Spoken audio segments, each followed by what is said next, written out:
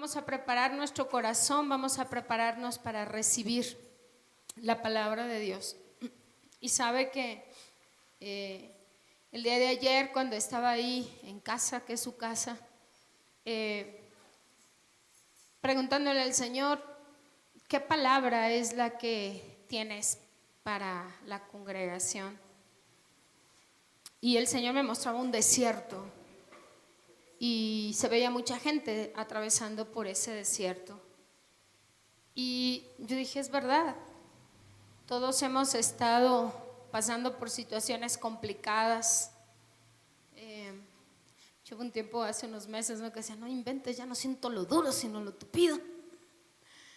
Las situaciones se mostraban y se tornaban muy adversas en el área personal, en el área del trabajo, aún las luchas aquí en la congregación.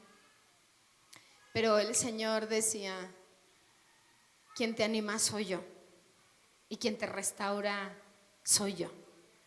Mi ánimo, la restauración la doy yo, nadie más te la va a dar. Entonces yo dije, es verdad, Señor, siempre en tiempos difíciles, en tiempos complicados, es como si pasara por un desierto. Y me recordaba el pueblo de Israel, ¿no?, cuando pasó por ese desierto, todo lo que tuvo que experimentar. Y cuando ya Israel se establece en la tierra prometida, pues también tuvo situaciones complicadas, también en muchas ocasiones dudó de que el Señor los fuera a librar de sus enemigos, ¿no? Y entonces yo decía, bueno, pues somos nosotros. Cuando Dios te rescata, cuando Dios te saca de una situación, viene como esos tiempos como de paz, pero en medio de todo el enemigo te hace de repente dudar y dices, no hombre, la situación está bien difícil, las cosas están bien complicadas. Y sí, tú tienes esa fe en el Señor y empiezas a ver las cosas que están a tu alrededor y nos empezamos a contaminar, nos empezamos a desanimar. Y el Señor decía, yo te animo y yo restauro a mi pueblo. Yo dije, Señor, gracias. Porque cuántas ocasiones no nos hemos sentido desanimados, cuántas ocasiones no hemos querido tirar la toalla, renunciar, pero el Señor es nuestro pronto auxilio, el Señor es nuestro socorro, el Señor es el que nos anima, el Señor es el que nos restaura, el Señor es la esperanza y Él es el que renueva nuestras fuerzas. Y yo me puse a leer nuevamente esa parte del pueblo de Israel, cuando estaban a punto de desmayar, a punto de renunciar, y ahí se ve en la palabra cómo Dios llegaba y llegaba a su socorro, llegaba a su necesidad, empezaba a animarlos, empezaba a restaurar al pueblo, el pueblo empezaba a tener esperanza, el pueblo era renovado en sus fuerzas. Y entonces, ¿qué pasaba? El pueblo era levantado nuevamente y empezaba a creer nuevamente en esas manifestaciones del Señor. Creo que cada uno de nosotros hemos pasado por esas situaciones, hemos pasado por desiertos de enfermedad, hemos pasado por desiertos de incertidumbre, hemos pasado por ansiedades, por desánimos, por depresiones, ¿por qué no? Situaciones económicas tan fuertes, y somos y estamos en Cristo y sabemos que tenemos esperanza en Él, declaramos la palabra del Señor, pero el enemigo viene y nos mueve y nos hace empezar a dudar. Y decimos, hasta empezamos a cuestionar a Dios, decimos, ¿por qué se tarda tanto Dios en contestarnos? O conocemos esa parte de la Biblia que dice, todo coopera para bien, ¿para quiénes? Para aquellos que amamos al Señor, ¿verdad? Pero viene el enemigo y dice, ¿pero por qué? Y entonces el todo coopera para bien nos cambia la perspectiva y decimos, ay caray, es que, ¿qué estaré pagando? ¿O qué estoy haciendo? Y empezamos a dudar y empezamos a meternos en situaciones un poquito complicadas. Pero ¿sabe una cosa? Cuando Dios nos anima y cuando Dios restaura a su pueblo, la gloria de Dios está sobre su pueblo, si nosotros lo creemos. ¿Y sabe qué es lo más importante? Así como ese Dios poderoso restauró y levantó al pueblo de Israel, es el mismo Dios que tú y yo alabamos, al que glorificamos y al que exaltamos. Él no ha cambiado. Él va a hacer exactamente lo mismo que hizo con el pueblo de Israel. Él te va a levantar, Él te va a renovar, Él te va a dar nuevas fuerzas y nos va a fortalecer. ¿Por qué? Porque el Señor tiene un plan de victoria para aquellos que tienen a Cristo en su corazón. Porque en Cristo somos más que vencedores. En Él está nuestra esperanza, en Él está nuestro enfoque. Yo el día de hoy les decía, ¿cuál es tu objetivo? Cristo. ¿Cuál es tu meta? Cristo. No es que ya estés en la perfección, pero todos los días nos esforzamos y el único que puede renovar esas fuerzas se llama Jesucristo. No es la persona que está a tu lado. El detalle aquí, hermanos, es no desanimarnos. Entonces el Señor el día de hoy nos dice, yo el Señor tu Dios te animo y te voy a restaurar. Si usted lo cree y yo lo creo. Yo creo que Dios es mi aliento cada mañana. Yo creo y declaro que Jesús es el que levanta mi cabeza cada mañana. Él es el que me alienta en medio del cansancio. Él es el que me levanta en medio de la adversidad. Él es el que me anima cuando todo se ve adverso y se ve oscuro. Él es el que me hace recordar todas y cada una de las promesas que están en la palabra de Dios y que son para usted y para mí si ya tenemos a Cristo en nuestro corazón. El problema con nosotros es que empezamos con el ojo clínico y en lugar de enfocarnos en la palabra, en lugar de enfocarnos a las promesas de Dios, nuestro enfoque se va a lo que está sucediendo alrededor. ¿Cómo es posible? Si Dios me prometió que mi familia iba a estar bien y voltea a ver a su marido y dice, ¿y a este qué le pasa? Y la mujer voltea a ver, el hombre voltea a ver a la mujer y dice, ¿y a esta qué le pasa? Y nos empezamos a dar por vencidos. Empezamos a desmayar, empezamos a dudar, pero Dios es el mismo de ayer y de todos los días. Él no cambia. Y si te hizo una promesa, aférrate a la promesa. No te puedes desanimar. Es mejor actuar. Así es que vámonos a la palabra de Dios en Isaías capítulo 35. Y vamos a leer lo que nos dice la palabra de los versículos 1 al 10. Y bueno, ahí hay que ver la situación del pueblo. Y ahí el profeta lleva un mensaje del Señor y les dice de esta forma. A mí me encanta cómo lo pone la palabra. Dice, se alegrarán ¿quiénes? El desierto y la soledad. El yermo se gozará y florecerá, ¿como qué? Como la rosa. Florecerá profusamente y también se alegrará y cantará con júbilo. La gloria del Líbano le será dada, la hermosura del Carmelo y de Sarón. Ellos verán la gloria de Jehová, la hermosura del Dios nuestro. Fortaleced las manos cansadas, afirmad las rodillas endebles. Decid a los de corazón apocado, esforzaos, no temáis. He aquí que vuestro Dios viene con retribución, con pago. Dios mismo vendrá y ¿qué dice? Y os salvará. Entonces los ojos de los ciegos serán abiertos y los oídos de los sordos se abrirán. Entonces el cojo saltará como un ciervo y cantará la lengua del mudo, porque aguas serán cavadas en el desierto y torrentes en la soledad. El lugar seco se convertirá en estanque y el sequedal en manaderos de agua. En la morada de chacales, en su guarida, será lugar de cañas y juncos. Y habrá allí calzada y camino, y será llamado camino de santidad. No pasará inmundo por él, sino que él mismo estará con ellos. El que anduviera en este camino, por torpe que sea, ¿qué dice? No se extraviará. No habrá allí león ni fiera subirá por él, ni allí se hallará para que caminen los redimidos. Y los redimidos de Jehová, ¿qué dice?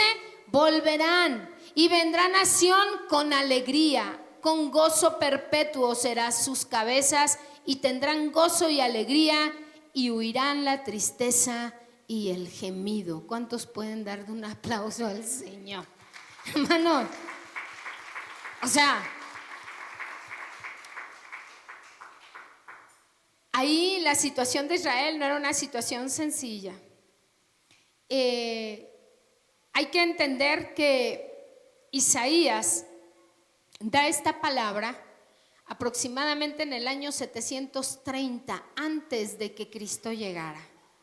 Este profeta desarrolló su ministerio entre los 750 y los 695 años antes de que llegara nuestro Señor Jesucristo. Entonces, el servicio que Isaías prestó al servicio del Señor duró aproximadamente 55 años y fue en uno de los tiempos más difíciles y críticos de la historia de Israel. Eran tiempos de idolatría, tiempos de cautiverio, asedio de los enemigos, hacia donde ellos iban era una situación demasiado complicada. ¿Qué le quiero decir con esto? Bien simple, el ministerio de Isaías fue en un tiempo de mucha dificultad. ¿Qué le dice esto? Es que ahorita ya todo este color de rosa, estamos en el mismo tiempo. Toda la gente allá afuera, ¿qué dice? Ay, qué difícil está todo. Idolatría por donde quiera. ¿Sí o no? Situaciones complicadas por donde quiera. Y entonces, a veces eso nos contamina. Pero imagínense a Isaías recibiendo esta palabra de Dios y tener que llevar esa palabra cuando la situación que él veía, pues nada que ver con lo que él tenía que decir. Pero aquí hay algo importante, hermanos. Él confiaba que Dios estaba hablando directamente esa palabra. Yo le pregunto a usted, cuando usted ve la situación adversa y lee la palabra, ¿quién cree que escribió esa palabra? Fue escrita por inspiración del Espíritu Santo de Dios, Dios mismo escribiendo. Quiere decir que es verdad. Quiere decir que si el Señor dio una promesa a nuestra vida, es un sí, es un amén.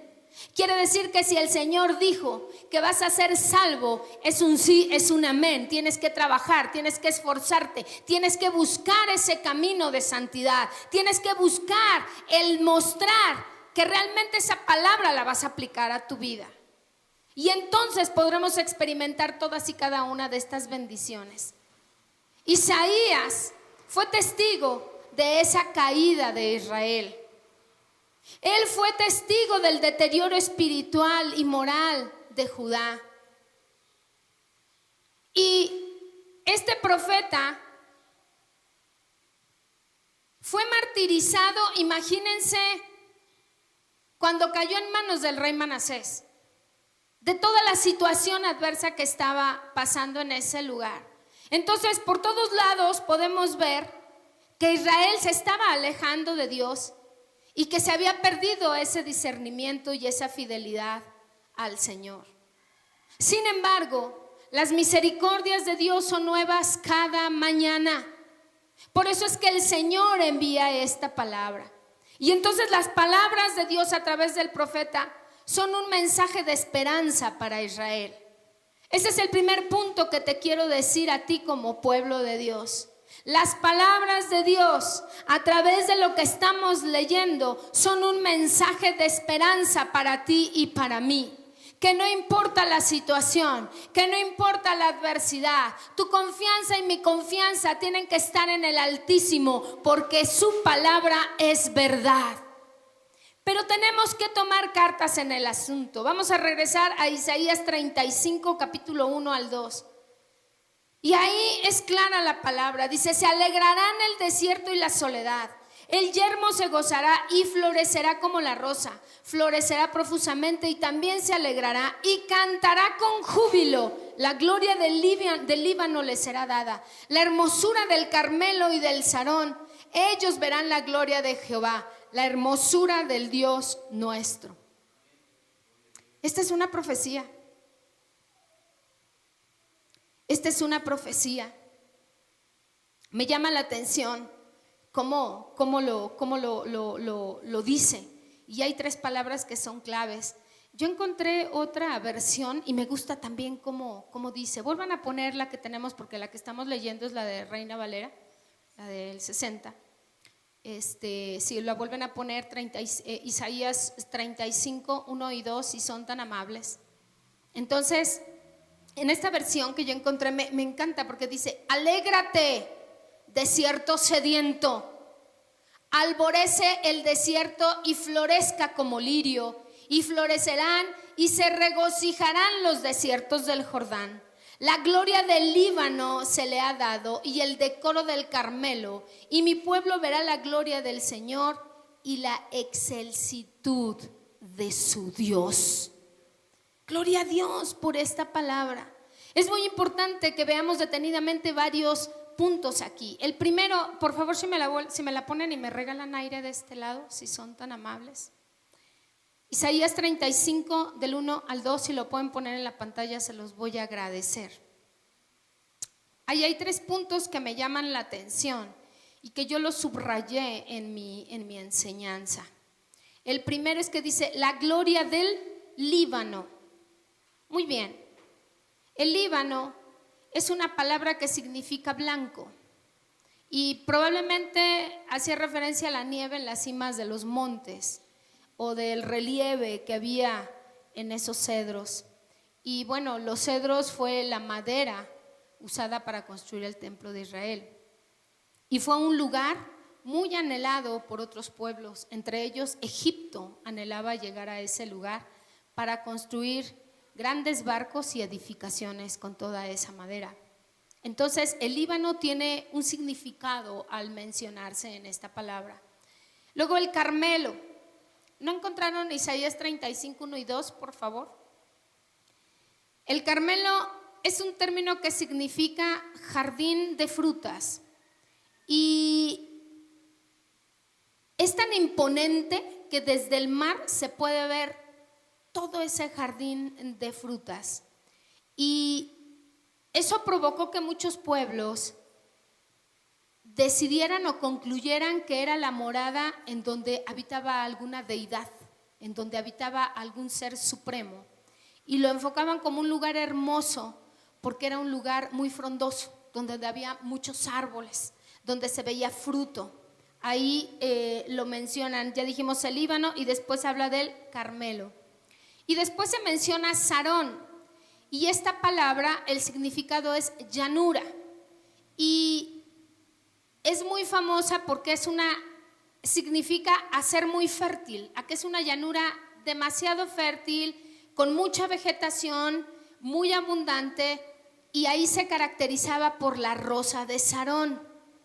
Y esa flor abundaba en esa llanura, se veía a lo lejos. Así que Dios declara que viene un tiempo cuando el desierto será como esos hermosos lugares fértiles, lugares como son en las tierras orientales, y entonces el poder de Dios transforma cualquier cosa, y así Dios anima al pueblo, le dice: mira, probablemente vienes de mucha angustia, probablemente vienes de mucha necesidad, como si hubieras cruzado un gran desierto, pero no te preocupes, ahí hay una llanura llena de frutos, ahí hay una vegetación, ahí hay fruto, ahí va a haber vida, ahí va a haber abundancia. Y el Señor quiere animar a su pueblo, diciéndoles: no están solos. Yo no sé por qué desierto hayan pasado, yo no sé cuál sea el desierto por el cual están pasando, pero lo único que yo sé es que en Cristo hay esperanza, es que en Cristo hay abundancia, es que en Cristo hay salvación, es que en Cristo se pueden lograr las cosas. La pregunta es, hermanos, ¿de quién viene el ánimo? Viene del Señor. Si usted está esperando que la persona que está a su lado lo anime, mire, si usted cree que el ánimo viene de la televisión, nada más vea las noticias. No, hombre, a mí me desaniman. Yo procuro ver las noticias, salvo cosas muy puntuales, muy importantes, porque si no, yo me desanimo. Por todos lados hay robos, por todos lados hay secuestros, por todos lados, y todo es malo, malo, malo, malo, malo, malo. Uno se empieza a contaminar. Recuerden algo, dice la Biblia en Génesis que la tierra estaba desordenada, pero el Espíritu de Dios se movía en medio de la faz de la tierra. Y bajó Jesús y dijo, hágase. ¿Y qué sucedió? Se hizo. Por eso es que usted y yo tenemos que declarar la palabra. Ahora en Isaías 35:3, ahí viene una invitación y dice, fortaleced las manos cansadas, afirmen las rodillas endebles. Ese es el mensaje que Dios le lleva a su pueblo. ¿Qué habrá notado Dios en ese momento?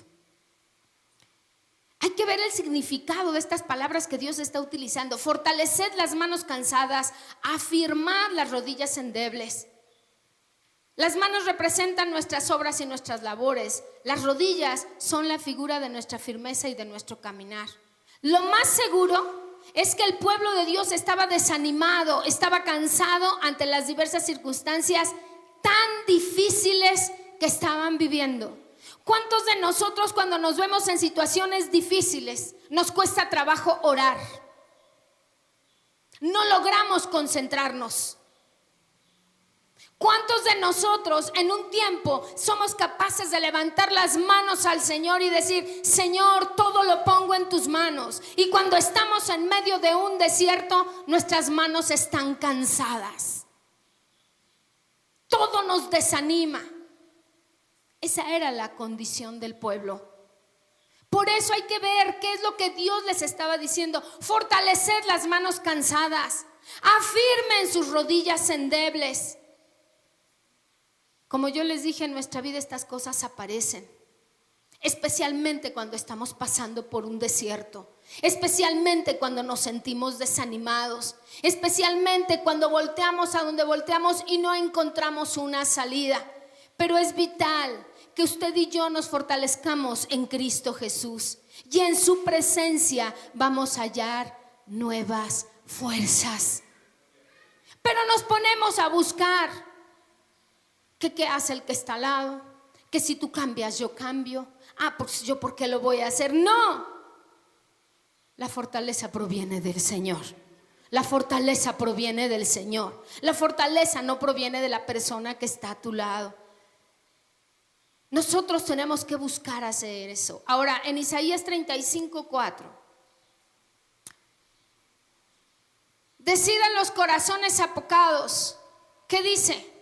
Esforzaos, no temáis. Vamos a quedarnos ahí. ¿Sabe que con el poder de Dios tenemos que avanzar entre los miedos? Dice la Biblia que el amor de Dios echa fuera todo temor. Que si tú estás seguro de que Dios está contigo, ningún arma forjada podrá prosperar en contra de los hijos de Dios. Pero ¿qué hacemos? Le damos cabida al miedo, le damos cabida al chisme. Dice, decídalos de corazón apocados, esforzaos, no temáis. Hasta ahí lo vamos a dejar. No quiero leer la otra parte porque ahorita la vamos a compartir. Hay una nueva traducción, la de la Nueva Versión Internacional, dice, digan a los corazones temerosos, sean fuertes, no tengan miedo. Pero si tú te rodeas de alguien que en lugar de animarte, que en lugar de decirte, oye, todo lo podemos en Cristo que nos fortalece, no, sí está bien cañón, está bien difícil la situación. Tu caso, yo creo que ya está perdido. Es un caso perdido. ¿Esa palabra nos va a animar? No, claro que no, nos va a desanimar. Pero aquí Dios dice, háblense en forma positiva. Si tú ves a tu hermano que está desanimado, háblale palabras de ánimo. Anímalo, no le digas, no, tu situación está bien difícil. No, le tienes que decir, sí, en general, la situación puede estar difícil, pero si pendemos de la mano de Dios, Él nos va a rescatar y nos va a sacar victoriosos. Porque yo dependo de Dios, no dependo de la gente, no dependo de esto. Yo sé que el Señor me llena de gracia y el Señor toma cuidado de todas y cada una de mis necesidades. Pero ¿quién lo tiene que creer? Usted y yo. Entonces, si esta frase que dice esforzaos, no temáis, ¿qué significará la palabra esfuerzo? La palabra esfuerzo implica ir más allá de las fuerzas normales y comunes y corrientes. Es que me estoy esforzando y no te levantas. Es que me estoy esforzando y no te despiertas. Es que me estoy esforzando y no buscas. Ese no es el esfuerzo del cual Dios está hablando. Dios está hablando a que te levantes, a que cambies tu actitud, a que confíes en Él y que sepas que la gracia de Dios está sobre ti en medio de lo que sea y que hay esperanza en Él.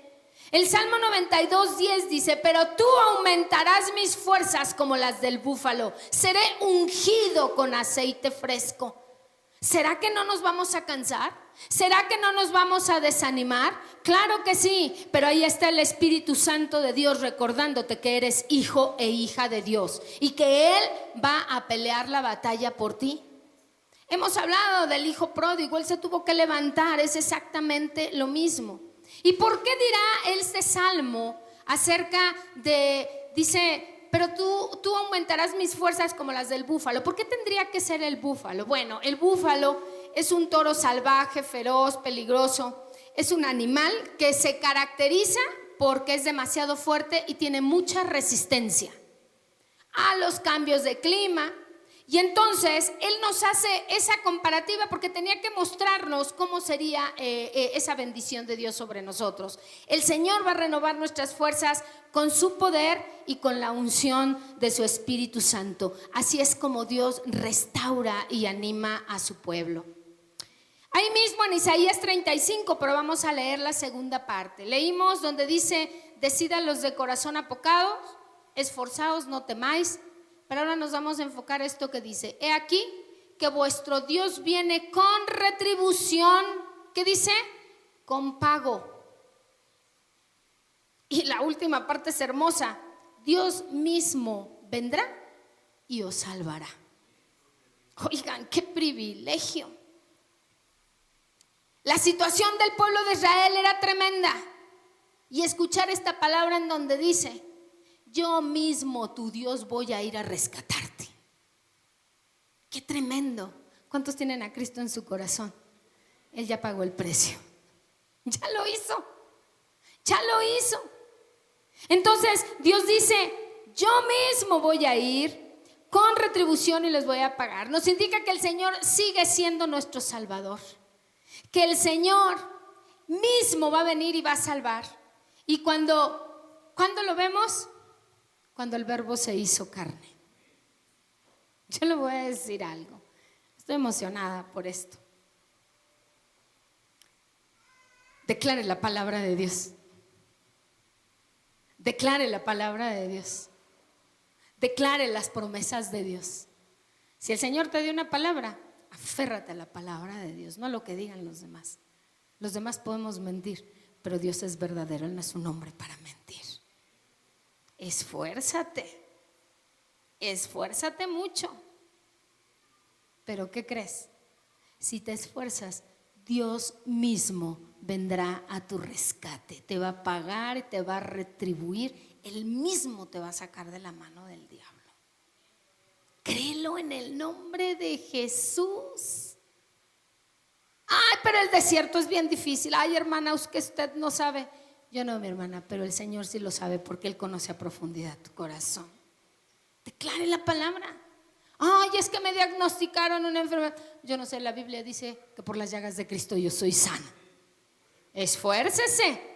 Deje de comer lo que no debe de comer. Vaya al doctor, anímese. Ay, pero si usted está diciendo: ay, es que qué desanimado estoy. Ay, no, sí. No. Estoy muy mal. Pues ¿dónde está que en Cristo somos más que vencedores? ¿En dónde está el que aplicas la palabra a tu vida en medio de cualquier circunstancia?